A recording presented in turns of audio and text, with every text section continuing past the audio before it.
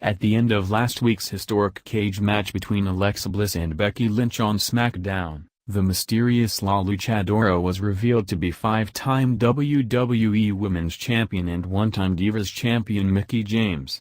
James was one of the leading stars of the women's division from 2003 to 2010, and she recently returned for a one-off NXT match against Asuka at TakeOver, Toronto last November. On the latest episode of Lillian Garcia's podcast Making Their Way to the Ring, James discussed her first stint with WWE, her journey back to the company, and if she thinks it will be awkward being around John Cena. One of the interesting subplots to James' return is that she's on SmackDown, the home of John Cena and his partner Nikki Bella, instead of Raw. Long before Cena began dating Nikki Bella in 2012, he and James had an informal relationship that grew to be controversial as rumors swirled that James was transferred to a different show once the pair broke up.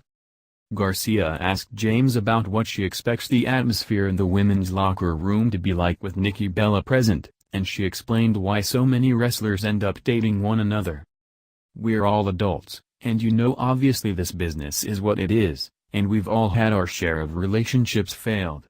I think that being adults and being professionals, it's such a tight-knit thing. That's the reason why so many people in the industry fall in love in the first place, because you see each other every day, you hang out with each other, you don't get a chance to make any type of outside life.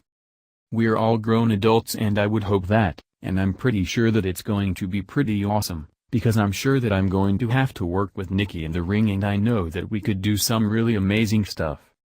James also revealed that she had been attempting to make a comeback sooner and made contact with WWE multiple times, but she wasn't in the company's plans for nearly a year prior to her return at TakeOver. "I had been doing that. About a year before that I had been doing it a couple of times. I think I talked to you about it a little bit too, and I'm just like, oh maybe they just don't want me. Maybe it's not my time kind of thing.